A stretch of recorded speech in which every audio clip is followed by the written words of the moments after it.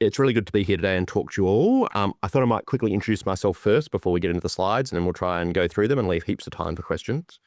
So I grew up in country South Australia, so I don't know if we have any South Australian teachers here today. Excellent. Good. One. My dad was in the railways. We moved about a bit. At high school, we ended up in Adelaide, but I didn't really know anything about economics at all. If someone had asked me about the word economics, I probably would have just looked at you completely blankly and gone, I don't know what that is.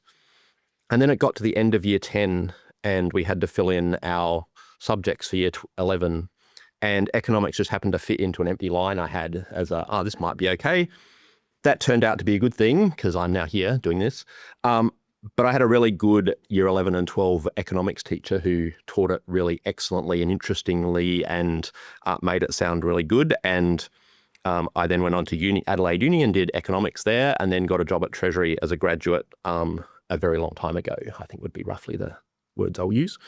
And I've spent most of my time then in work in Treasury. I've done a few other things in and out in the public service in Canberra, but mostly in Treasury.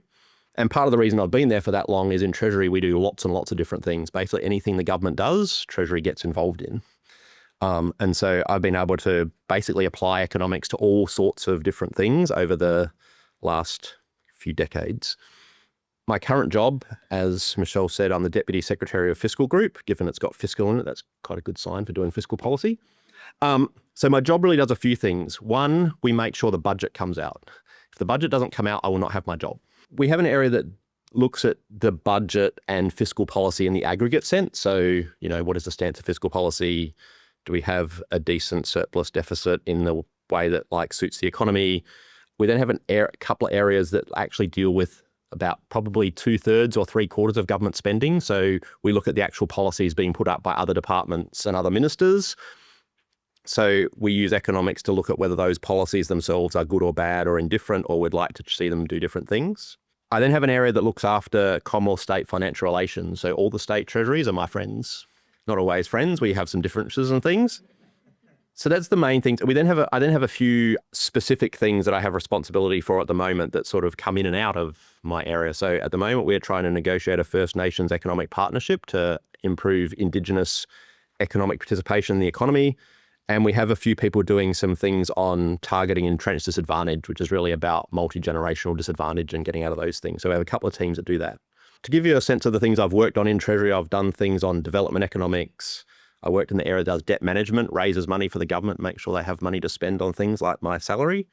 On the financial system, regulation and banking, I spent some time forecasting tax revenue, something that's actually quite difficult. You don't want to do that job if you ever want to feel like you can be right all the time, or any of the time, in fact.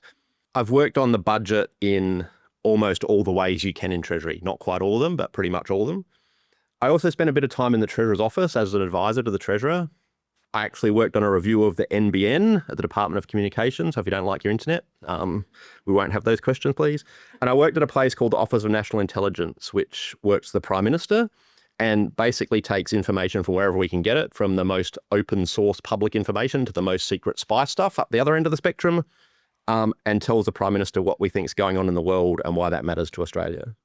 So that's sort of how I got to where I've gotten to. I feel really lucky to have the job I have. It's pretty interesting, to be honest. So what about Treasury and fiscal policy? So this sort of tells you what Treasury does and what its sort of fiscal policy role is. So we're the government's lead economic advisor. There are a few other departments who will dip into economics as well, but we are the main one. And we provide advice to the Treasurer mainly, but also the government more generally as input into their decisions. So we're not the decision makers, we're the people who provide input into decisions. Or as my now 14-year-old thought during COVID when she was home working, they steal your ideas. That was her view of what happened to our work.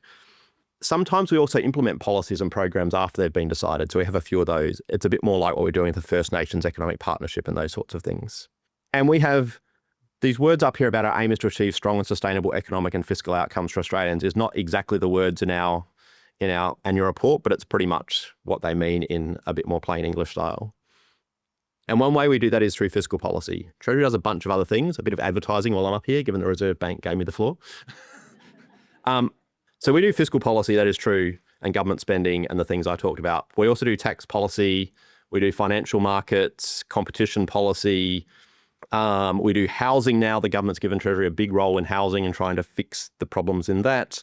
We basically cover all micro and macroeconomic things in everything the government does. But now we'll get on to fiscal policy. Simple concepts of fiscal policy. Obviously, we have your spending and taxation. Governments make decisions on these things all the time. You couldn't believe how often they make decisions on these things.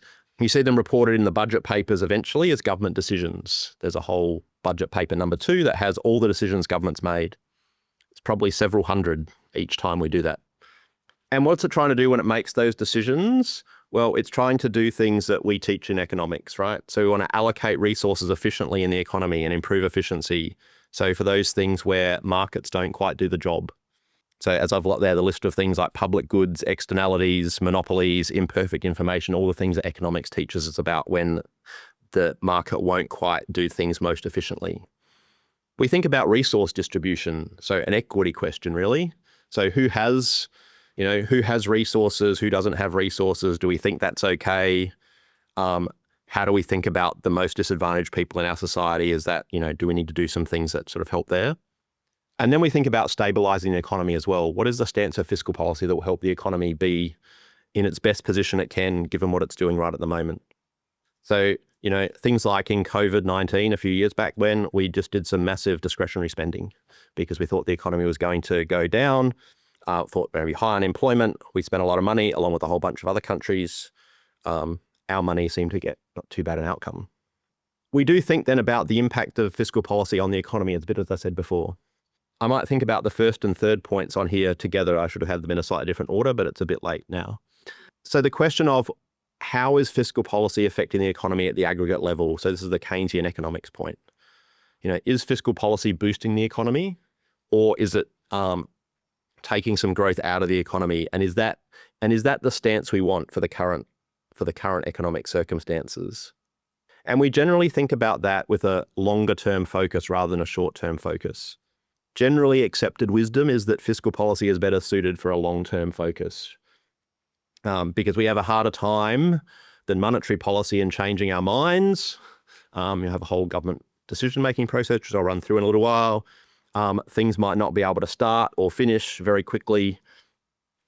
So much better longer-term focus. The Reserve Bank people who you're talking about monetary policy, they have a meeting 8 times a year, I think it now is, and they can decide what they want to do with interest rates, and then banks will change them quite quickly. Although in the last few years, we've learnt that in extreme scenarios, especially when interest rates are near zero, fiscal policy can have a big impact.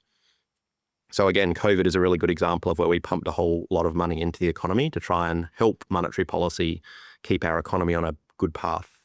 Then we also think about the impact of our policies, of fiscal policies, on individuals. And by individuals here, I don't mean just people, but also entities like companies, not-for-profits, others as well, right? What is the actual changes in our policies doing for people? So if we change taxes and government spending, we influence how much money they have, possibly their job prospects and opportunities, access to services, ease of doing business, all those sorts of things. We think about all those issues. One other thing we think about a bit as well is potential growth, sort of the supply side of the economy. Can we increase the things that the economy can supply, increase potential growth in the economy, things that will increase the long-term growth rate of the economy? Now, these are things like I've written up there, like infrastructure, incentives to work, giving people skills, making sure they're healthy. These are things that monetary policy is not good at. And, you might have heard that the government's holding a productivity roundtable in a month or so and has done nothing but talk about that for quite some time now. I have some colleagues who are running that. It possibly won't be they do have fiscal sustainability as one of the topics, but most of it's around actual productivity enhancing policies. So we'll see how they go in August. Discretionary versus non-discretionary. So I just said that a bunch of our time and the government's time is taken up doing discretionary spending at the bottom of this slide. So they think about new policies they want to do. Do they want to spend more on defense? Do they want to have more infrastructure projects or maybe less infrastructure projects? Do they feel the need to intervene in the economy to make it better for some reason? All discretionary spending, new policies that they decide whether they want to spend more or less on something. But in actual fact, most of the budget is the stuff up the top in this slide, the non-discretionary things. We have, over the years since Federation, Australia has built up a whole bunch of laws and programs on which money is spent or taxes are raised, and they will just do their thing without the government making any new decisions. So on here, unemployment benefits, for example, I think yesterday unemployment was 4.3, I noticed, other than 4.1. So more unemployed people, they'll just get some more unemployment benefits. That will send some more money out into the economy and make the budget a little bit worse and lean against any downturns in the economy that's happening. But this is what happens mostly, right? So when we do budgets, we'll come along and they'll say, oh, there's more age pensions being paid or there's less age pensions. That's changed the budget. So all these things those are at least as likely to have a change on the budget as decisions by government. And we actually do both of these things in the budget. We actually show things that just happened and things where the government made a decision. So quickly, the budget process. This is a really neat slide that shows perfectly how a process happens every time. This is sort of everybody's aspiration of how a budget works. Much, much messier in practice. But we do start in the greeny coloured bit with planning and prioritising. Governments generally do think about how they prioritise things. They work out what they'd like to focus on. They work out what they'd like their fiscal position to be like. They send ministers off to think about these things and come up with ideas and bring policy ideas back to government. They get debated. I'll just talk about that in a minute, and decided upon. And then they end up in a budget, right? They put them in a budget.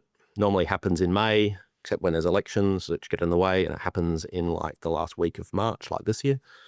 And then what happens is through the rest of the year, from May towards the end of the year, they think about how things are going. They might make a few more decisions and they put out a mid-year review, normally in the last week before Christmas, which if you work in a spot like mine, it's heaps of fun to be working really hard up until Christmas.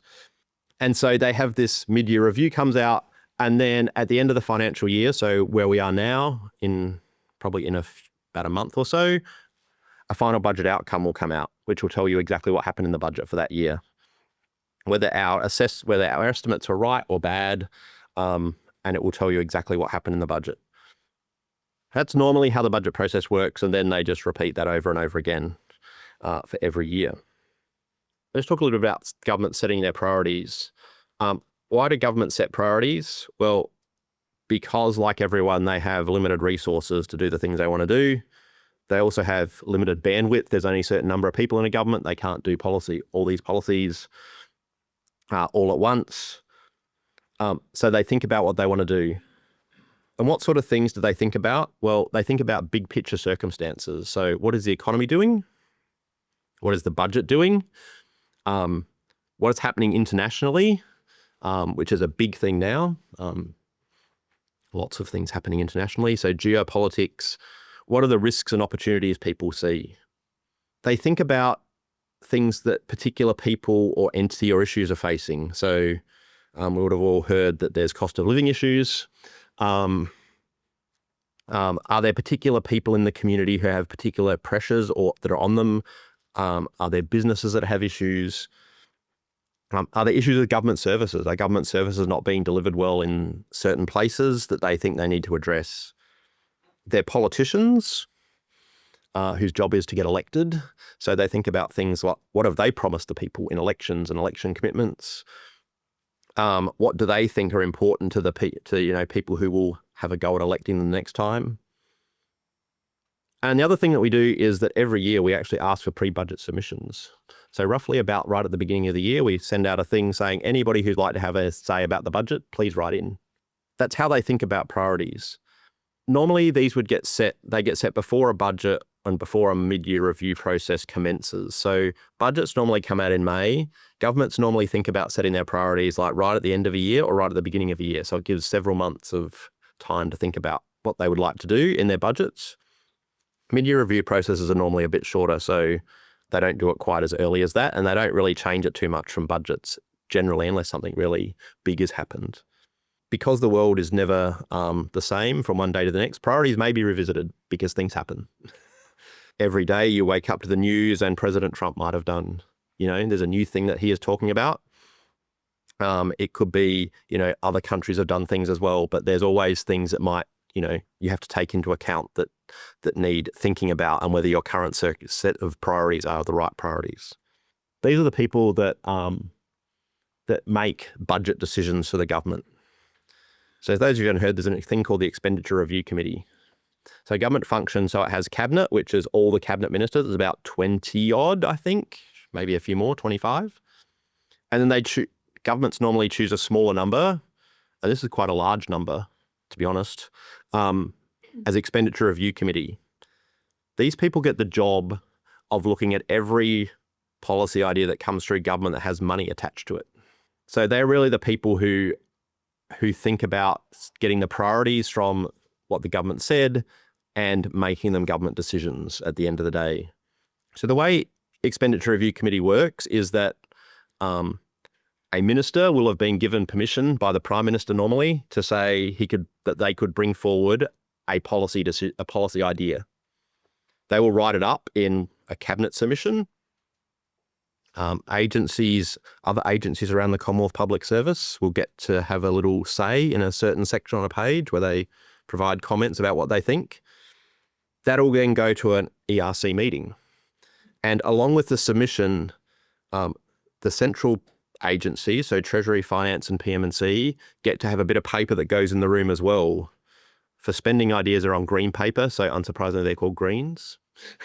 For revenue raising ideas, they're on pink paper and they're called pinks. Finance do the greens, have first go at the greens. Treasury does the pinks, but Treasury, Finance and Prime Minister and Cabinet Department all coordinate and put these together. So along with the minister's submission, you get this green or pink bit of paper. We also provide briefing to the Treasurer when he goes into ERC. We provide other bits of paper saying, here's what Treasury specifically thinks about these things. What happens then is the minister comes into the room with his submission and says, I think this is a great idea for these reasons, and argues his case. They do a bit of Q&A back and forth where people will say, what about this thing? Have you thought about this? Could we do it a different way? And after Q&A finishes, that sponsoring minister gets thanked and gets asked to leave the room. And then the ERC ministers decide. So they decide what the policy should be. They'll say, yep, this is a great policy, we should do it. Or they'll say, nope, this doesn't fit with our priorities, or it's too expensive, or it's not a big enough issue for us, we won't do it. Or they could say, we'll just do it, but a different way. And then eventually that minister finds out what the decision was. All those decisions will eventually go back to Cabinet to get fully endorsed by all ministers. So as part of that, the ERC ministers do think about, how this decision compares to the other ones we've thought about. What does our budget position look like? We will normally provide budget updates of what we think the budget's looking like to the Treasurer, who might tell his ERC colleagues, so they can go, okay, that's the sort of position that's falling into. They'll think about how it fits in with economic circumstances. They'll think about all the sorts of things we had on the earlier slides about when they're doing it. To help them do these sorts of things, the government has budget rules. In 1998 rather, the then Howard government brought in the Charter of Budget Honesty, which tells governments how they should do budgets. That they have to have budgets, that they have to put them out, that they have to have rules about budget sustainability and how that their budget's going to help with budget sustainability, and the sorts of information that should be in budgets. And that's really about transparency, so that people out in the world can see what a government's doing with its budget. They can make judgments about whether they think the government's arguments about how its budget's working or not are good, or they don't believe them and they think a different answer is right. So it really is about making sure governments report to the people, really, about how its budget's going. Governments then set their own internal rules, so budget process operational rules, great acronym of BPORs. This is really about setting out rules for how the government itself wants to operate to make sure that it meets its own priorities and targets. Talks about, things like, one of the things that gets talked about is offset rules. If you want to spend some money, you need to bring a saving forward. They get in these things all the time, which is sort of says, if you want to do something new, you have to find something you're replacing it with. But this is really about how they discipline themselves, the BPORs. So that's really about how governments go about making decisions. Now I have some quick slides about what the fiscal policy outlook is, or position is, really. So this here is the underlying cash balance, as we call it. It's the government's profit and loss measure that it uses to look at the budget. Really what this shows is that we have had in the past, 40 odd years, 45 years, There's been deficits and surpluses in a few cycles, and they really follow the cycles of the economy. So when we've had surpluses in the late 80s, sort of the 2000s and a few years after that, and then in the last couple of years, they've all been times when the economy's been pretty strong. And then in the deficit periods, it's been times when the economy's been a bit weaker, especially like in the early 80s and then the early 90s, there were recessions. In the middle 2000s, it was the global financial crisis, which didn't have a recession in Australia, but still had a bit of a downturn. And then in the last couple of years, we've had really strong employment growth. We've had really decent commodity prices. We got back to surplus for a couple of years, but we're back in deficit now, at least partly because we gave large tax cuts this time last year. And we look like we're going to have a slow improvement over the course of the next 5 or 10 years. There are other measures of the budget. This is not the only one, but it's the one that our government has used for quite a long time. We can think about the structural budget balance as well. So this is trying to give a view of the budget relative to economic circumstances. So questions like, is the budget just in deficit because the economy is going badly right at the moment? Is it in surplus because the economy is going exceptionally well? It gives us an idea about whether the size of the surplus or deficit is reasonable for the sort of economic circumstances we see. So this is a much shorter chart. So if we look through around 2020 there, obviously COVID hit. What did the government do? I've mentioned before, it gave some very large temporary fiscal measures to try and get us through COVID. They're the green bars that go down the bottom. The budget was well into deficit, but it was pretty much entirely due to those green bars of temporary fiscal stimulus and support for people and businesses. As we can see, the structural budget balance, the red bars there, were basically around zero. There wasn't really much going on. You can then see that actually after COVID and those green bars shrank, the blue bars on the top, actually we had really, really low unemployment, like below the level that we would think is the long run sustainable level of unemployment. We had commodity prices that we think are a bit higher than where long run commodity prices. So actually those things were contributing to the budget as well. So you can see the actual budget balance, we had surpluses there for a couple of years, but the red bars are basically about zero, right? So we had structural balance. The numbers that go out into the right of this in the estimates and medium term section, it's unsurprisingly that the red bars are almost level with the black line because we assume that the economy goes back to its sort of long run structural level. So pretty much the budget balance that we determine is the structural balance. Not as interesting in the future, this chart. The past is much more interesting. We can also look at the balance sheet of the budget. So this is just a couple of measures of the government's balance sheet. So the blue line up the top is debt, is gross debt. I think, yes, gross debt. And the red line is interest payments. Gross debt went down until about 2007 and 8, and that was the period of surpluses that was on the previous chart. And then when the global financial crisis hit, we've had a lot of deficit since. Debt has gone up. Debt matters because we need to repay debt if we want investors to invest in our government bonds. You can see debt is now up about a bit above 30% of GDP, higher than it's been in this chart. And you could take the chart back a bit further. It's higher than it's been since a few decades before that as well. But in the scheme of things, compared to a lot of other countries, this is quite low.